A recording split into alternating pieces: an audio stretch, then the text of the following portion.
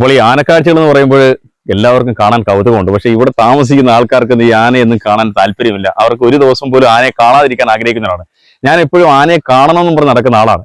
പക്ഷെ എനിക്കിപ്പം മനസ്സിലായി, കുറേ നാളായിട്ട് വനവാസികളും വനപ്രദേശം താമസിക്കുന്ന ഗ്രാമങ്ങളിലെ ആൾക്കാരുമായിട്ടൊക്കെ ബന്ധപ്പെട്ട് പോകുമ്പോൾ അവരുടെ പ്രശ്നങ്ങളും ദുരിതങ്ങളും കഷ്ടപ്പാടുകളൊക്കെ കണ്ട് എനിക്കും ഇപ്പം ആ വിഷമം മനസ്സിലാവും. അതുകൊണ്ടാണ് ഞാൻ ഇങ്ങനെ സ്റ്റോറി, ഒരു പരമ്പര ആരംഭിച്ചത് തന്നെ. ഇതാണ്ട് ഈ പറയുന്ന സ്ഥലത്താണ്, ഈ വീടിന്റെ ജനൽ ഗ്ലാസിൽ കൂടി ആന അകത്തേക്ക് നോക്കുന്ന ഒരു സ്ഥലമാണ്.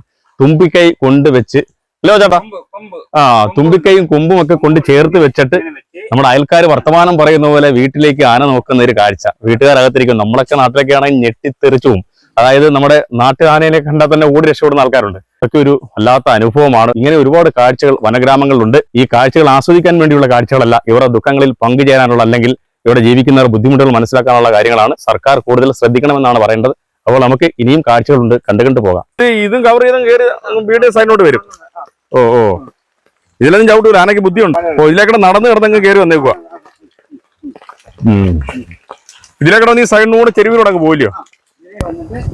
ഇവിടെ കയറിയിട്ട് ഇതിലെ ഇങ്ങനെ അങ്ങോട്ട് വന്ന് ഞാൻ ഇതിലേ വന്ന് ഇങ്ങനെ ഈ വഴിക്കൂടെ ഇതാണ്ട് കാൽപ്പാട് കാണുന്നത് ഇല്ല, മഞ്ഞളൊന്നും എടുക്കത്തില്ല. ഇതാണ്ട് ഇതിലെ ഇങ്ങനെ വന്നിട്ട് ഇതാണ്ട് ഇവിടെ വന്നിട്ട് അതിനെ ഇടിച്ചേക്കോ ചക്ക പറിക്കാനായിട്ട്.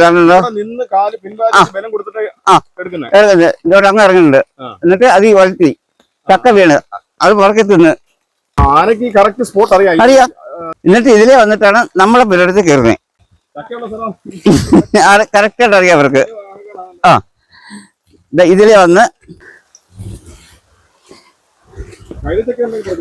ഉണ്ട്. കൈതെടുക്കും. കൈത തെങ്ങിന്റെ മണ്ട എല്ലാം എടുക്കും. ഇവിടാണ് മെയിൻ പണി.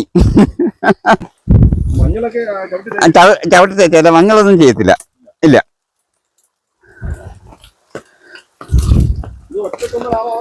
അല്ല, ഒറ്റയാളേ ഉള്ളു.